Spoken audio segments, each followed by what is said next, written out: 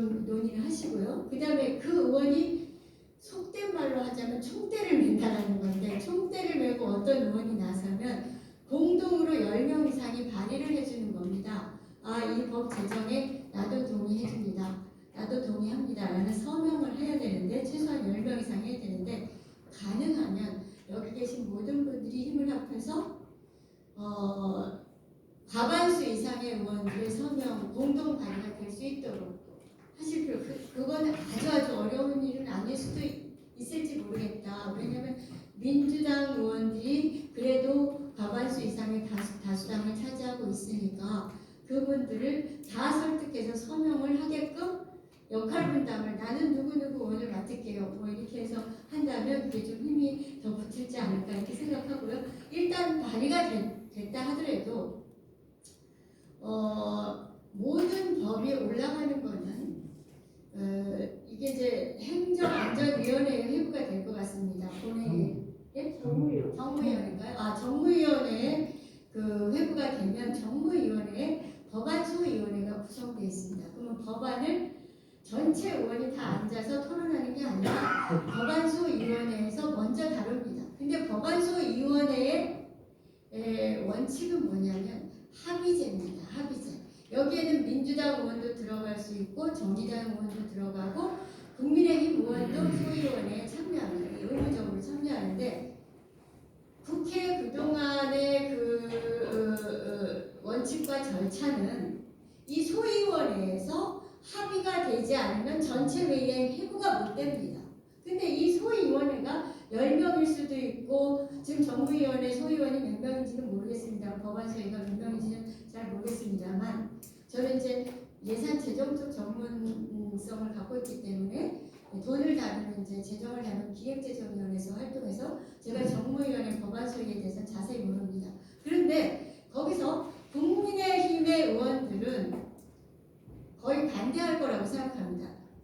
민주 유공자들을 예우해주는 법을 만들자고 라고 하면서 반대할 가능성이 높아 보입니다. 한 명이라도 법안소위 위원이 반대하면 전체 회의에 못 올라가는 겁니다.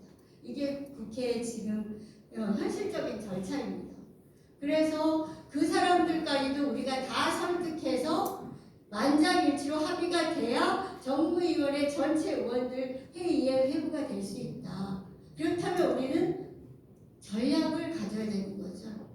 적어도 정무위원회에 민주당 의원과 정의당 의원은 물론이고 저쪽 당 의원의 정무위원이 누군지 파악해서 최소한 당신들이 반대를 하지 말아달라. 반대하면, 더 나아간다면 반대하면 우리가 가만히 있지 않겠다라든지 뭐 그건 알아서 하시고, 어쨌든 반대를 하지 않아야 올라갈 수 있다. 반대만 하지 말아라 라는 전략을 구사하실 필요가 있다. 그래서 정무위원회에 올라가서 되면 그 다음에 정무위에서 이제 안 되면 표결이라도 합니다. 정무위원회에서는 반대와 찬성이 나뉘면 표결이라도 합니다. 그 표결에서 다수당 안으로 올라가면 법사위원회에 또 가야 됩니다. 법사위원회도 또 법안소위가 있습니다. 법사위원회 법안소위도 또 똑같은 그런 작업을 해내는 겁니다. 의원들을 상대로. 그래야 법사위원회 전체 회의에 올라가고 법사위 전체 회의에서 통과가 돼야 본회의에 갈 수가 있는 겁니다. 그래서 이런 현실적인 절차와 과정을 다 거쳐야 이 법이 제정이 되는데, 정무위원회에서는 재정법에 대해서는요, 지금 현재 있는 법을 조금 고치거나 좀 보완을 하거나 하는 것은 공청회를 거치지 않아도 됩니다만은, 새롭게 법을 만드는 법은 어떤 법이 됐든 간에 상임위원회 차원에서 반드시 공청회를 거치도록 되어 있습니다. 거기서 찬반 의견을 듣고 토론을 하도록 되어 있습니다. 이 절차도 거쳐야 된다. 이런 과정을 좀 이해하시고, 국회의원들이, 저는 초선입니다. 정치활동은 오래 했습니다만 국회의원들이 아무리 중요한 정책이나 법안이라 하더라도 그 법안이나 정책에만 매몰되는 의원은 없습니다. 왜? 관심이 너무 모든 법안과 모든 예산이 다 중요하기 때문에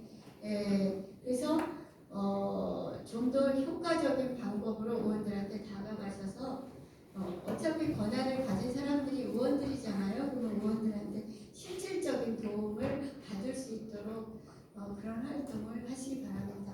저는 열심히 노력하고 또 앞장서드리겠습니다. 힘은 없습니다만은 최선을 다하겠습니다. 고맙습니다. 네, 이제 한 분만 더 질문을 받도록 하겠습니다. 예. 아니, 다른 좀 양보해 주세요. 먼저 들었는데. 가장 먼저 들었는데요. 반드시 질문하고 싶습니다. 어떻습니까? 조금 그 질문자 더 늘릴까요? 네네. 예, 그러면 예, 그렇게 하겠습니다. 예. 정민주운동 유가족 회장입니다. 제가 이 처음부터 계속 이 법에 대해서 계속 국회의원들 만나고 국회를 들어가서 같이 움직이고 같이 이 법을 통과시키기 위해서 굉장히 노력한 사람입니다. 근데 이제 첫째 뭘 느꼈냐면은 아까 우리 양 의원님 말씀대로 여야가 합의를 해야 되거든요. 근데 꼭 이 아무리 좋은 법이라도 야당이 가지고 나오면은 여당에서 반대하고 여당에서 가지고 나오면은 또 야당에서 반대를 합니다. 꼭 그럽니다. 국민들이 100% 좋은 법이라도 꼭 그렇게 합니다. 그래서 이걸 합의를 해가지고 야당에서 가지고 오는 법안 또 여당에서 가지고 오는 법안 두 개를 가지고 합의를 하더라고요. 내가 이걸 통과시켜줄게, 너도 이거 통과시켜주라. 그런 식으로 해가지고 통과하는 걸 여러 번 봤습니다. 그래서 우리가 계속 지금까지 이제 딜레이가 되고 안 됐는데 사실 요번에 이제 우리 여당에서 저는 이렇게 이제 우리 양 의원님이나 국회의원님들한테 부탁하고 싶습니다. 야당에서 뭔가 법안을 제안을 할 겁니다. 이번 국회에서요. 그러면은 우리 민주화법 이걸 가지고 같이 맞대기를 해야 됩니다. 그러면은 그거 통과시켜줄게, 요거 통과시켜주라. 그렇게 하면 안 됩니다. 아까 우리 양 의원님 말씀대로 무조건 이 야당에서는 더군다나 지금 여러분도 알다시피 91년도에 강기훈 씨를 갖다가 유서 대필 조작 사건 한 사람이 지금도 국회의원을 하고 있습니다. 그렇기 때문에 통과시켜 주겠습니까? 죄인들이 전부 지금 국회에서 지금 참봉하고 있습니다. 그래서 그분들이 반대를 하기 때문에 할 수 없습니다. 우리는 여당만 지금 믿고 있는데 지금 이번에 우리가 사실 여당에서 통과 못 시키면 다음에 굉장히 힘듭니다. 그래서 우리 이제 첫째 저는 이제 우리 의원님들한테 뭘 이제 부탁하고 싶으냐면은 보상심의위원회를 부활을 시켜야 됩니다. 보상심의위원회 그래가지고 보상심의위원회에서 역할을 좀 해줘야 됩니다. 해주고 또 뭐냐면은 부활을 시켜가지고 우리 민주화 요번에 보상법을 개정을 해야 됩니다. 지금까지 안 들으신 분들이 굉장히 많거든요.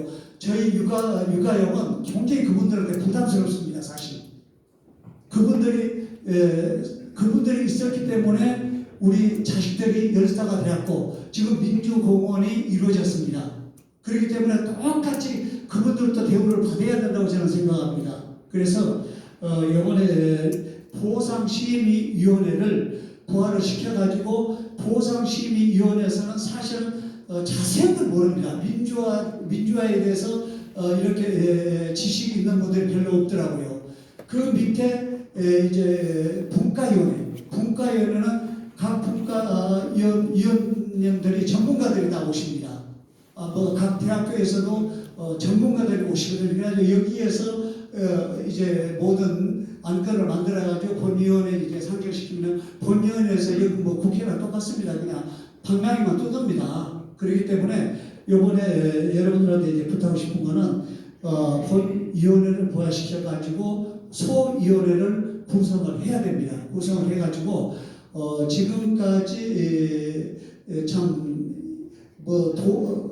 내가 민주화운동을 한 거는 돈 때문에 한 것이 아니다 하고 안 들으신 분들 또 몰라서 안 들어오신 분들, 여러 각 층들에게 못 들으신 분들이 굉장히 많습니다. 그렇기 때문에 민주화법 개정을 해가지고 그분들도 들어오게 하시고, 또 우리가 여기에서 아까 우리 위원님 말씀대로 우리가 야당 국회의원들을 안 좋더라도 만나야 됩니다. 만나가지고 그분들이 찬성은 않습니다. 절대 그 기대를 하지 마세요. 제가 지금까지 몇십 년을 이렇게 해봤으나 한 사람도 찬성해 주는 사람이 없어요. 그렇기 때문에 그 사람들이 말을 할 수 없게만 그거는 뭐냐면은 그 지역의 지역분들이 오셔야 됩니다. 국회의원들은 그 지역분들을 굉장히 무서워해요. 우리가 아무리 가서 얘기를 해도 우리 말은 안 들어줍니다. 그리고 헛듣습니다. 그냥 듣는 중 마는 중 하고 있습니다. 그러나 저희 이제 육아협에서 지역분들을 데려갔어요. 경상도 대구 같은 대구 분들을 모시고 와서 그 대구 국회의원들에 가면은 끝뻑합니다. 그렇게 이제 좀 말을 들어줘요. 그렇기 때문에 우리도 전략과 전술을 동원해서 이번에 꼭 우리 정말 180석이라는 막대한 우리 민주화 세력을 만들어냈으니까 여기서 꼭 우리 유공자법 통과시켜가지고 정말 이 땅에 진정한 민주주의가 정착이 되어 있다. 이런 것들을 국민들이 인식을 하게끔 해야 됩니다. 지금까지도 국민들은 모릅니다. 저자들의 지금까지 극보수들이 하는 말이 옳다고 생각하신 분들이 있어요. 국민들 중에는. 그렇기 때문에 이번에 꼭 통과시켜가지고 정말 민주화 유공자들이 있었기 때문에 이 땅에 이렇게 민주화가 돼서 우리가 살기가 좋구나. 이거를 우리 국민들한테 인식시켜줘야 때문에 이번에 꼭 우리 위원님들이 같이 우리 육아여보 같이 이렇게 해가지고 통과시켜줬으면 고맙겠습니다. 감사합니다. 예, 고맙습니다. 마지막으로 한 사람한테 질문을 받겠는데요. 입법 기술적인 문제 이런 거는 거론을 안 하셔도 우리가 충분히 인식하고 있으니까, 제일 마지막에 지금 이현석 조금 양보를 해주십시오. 제일 마지막에.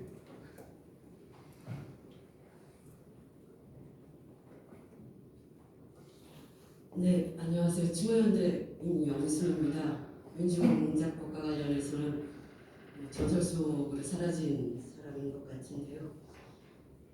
현재 유공자는 84만 1,595명입니다. 그 중에서 2005년에 제정된 국가보건기본법에 따라서 자유민주주의 발전을 위해서 유공공헌을 한 자, 4.19와 5.18 민주영역으로 유공자 예우를 받고 있는 사람은 5,267명입니다. 전체 유공자 중에 1%도 안 되는 0.62%입니다. 2005년 제정된 국가보건기본법은 4가지 영역, 유공의 영역을 4가지로 명시했습니다. 자유민주주의 발전, 이 국가를 위해서 희생하고 공헌한 자들을 예우한다라고 자유민주주의 발전을 명시하였습니다. 그럼에도 불구하고 지금 현재 2005년 제정하고 15년이 지나도록 자유민주주의 발전을 위해서 공헌하고 희생한 자들에 대한 예우는 법률로서 제대로 제정되고 있지 않습니다. 국가의 입법 부작위 행위인 것입니다. 시기상조 결코 아닙니다. 국가의 직무이기며 부작위인 겁니다. 해도 진즉에 있어야 되는 것입니다. 그런데 너무 지연된 정의가 아닐 수 있습니다.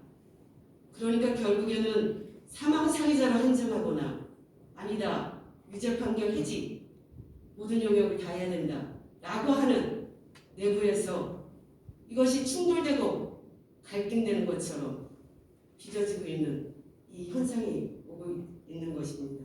이 문제에 대해서 정부, 국회가 답을 해야 된다고 생각을 합니다. 유공의 개념은 시혜가 아닙니다. 이것을 교육지원이니 취업지원이니 이런 부분을 해서 그만해 먹어라 라고 하는 보수 언론에서 이렇게 다루는 여기에 깨갱해서 당장의 모 의원님도 지금은 아니다라고 이렇게 공개적으로 발언하는 이런 참담한 현실이 있는데 유공자법은 시혜가 아닙니다. 이 국가가 이 나라를 위해서 희생한 공헌한 가장 중요한 가치가 무엇이냐, 그 정신이 무엇이냐, 이 국가의 존립에 있어서 최고의 가치가 무엇인가 라고 하는 것을 규정해 놓는 것이 유공인 것입니다. 거기에 자유민주주의, 민주화운동 그래서 포함을 시킨 것이고, 그래서 올팔명에게 가서 참배를 하고 권력만 잡았다 하면 가서 머리 숙이고 절하고 이러는 거 아니겠습니까? 국가가 응당해야 할 일을 하지 않고 있기 때문에 지금 이 자리에서도 약간의 이견들이 나오고 있다고 봅니다. 이 문제에 관해서, 그리고 당사자, 민주운동 관련자 당사자들도 유공자를 어떤 보상이나 시혜의 문제를 접근하는 데 있어서는 저는 상당히 우려스럽다고 생각합니다. 이 한 가지 말씀드리고 또 한 가지는 네 번을 법안을 발의하면서 매번 고민했던 문제인 건데요. 이 법의 전제되는 조건은 민주운동 관련자 명예공민 보상 등에 관한 법률에서 인정을 받은 자, 그것이 사망자이든 상위자이든 유죄 판결이든 해직이든 그 인정을 받은 자로 제한을 하고 있습니다. 그런데 13,600여 명의 신청자 중에 건수로는 9,500건 정도가 인정이 되었습니다. 2005년 진실화위원회가 하역법을 출범시키기 위해서 조사한 자료에 의하면 이름하여 시국 공안 사건으로 기소된 건수가 10만 건에 이르고 있습니다. 그들 중에 신청한 사람은 13,000건에 불과합니다. 여전히 법률이 개정이 돼서 신청의 기회가 생긴다라고 하더라도 여전히 신청하지 않을 사람이 있을 것입니다. 그런데 유공의 개념에서 민주화운동, 자유민주주의 발전을 공고하게 역사적으로 정립을 하자는다면 총체적인 전일적인 민주화운동에 조명이 있어야 되고 그에 대한 평가와 가치의 존중이 전제되어야 된다고 생각합니다. 민보상법에 따라서 인정결정을 받지 않은 사람들도 상당히 있습니다. 5차까지 접수된 민보상법에 의한, 저는 총회되니까 사망사건을 보자면 352건이 신청을 하여서 기여도라고 하는 것이 없이 인정된 분은 101분이고 나머지 35분은 10%, 20%, 30% 기여도 인정을 받았습니다. 그러면 이런 분들이 다시 위원회가 열릴지 안 열릴지도 모르는 가운데 당장의 장준하 선생님도 기각되었습니다. 마무리해 주시면. 이런 분들의 민보상법에 의해서 신청하지 않은 분들에 대한 거는 어떻게 하실 건지, 어떤 고민을 하고 계시는지 질문입니다. 예, 그 답변 시간 지금 못 드리겠고요. 우리 노무희 위원장님께서 이후 지금 식당 예약한 지가 1시간이 지났습니다. 그래서 말씀드리겠습니다. 저기 12시 30분에 식사 먹으러 해서 여기 요 왼쪽 그렇게 돌아나가시면 식당이 있어요. 밖에 나가지 말고 의원회관 2층에 그 닭도 신청하고 뭐. 지금 밥을 1시간 전에 준비해놔가지고요. 다 식은 상태이긴 한데, 근데 어쨌든 지금 준비를 해놨고 계산도 저희가 해야 되는 상황이어서 드셨으면 좋겠거든요. 죄송하지만 저희가 토론회가 12시 가능하신다고 생각을 해가지고 준비했던 거라서 지금 빨리 조금 바로 이동을 하시는 걸로 하고 저를 따라오시면 될 것 같아요.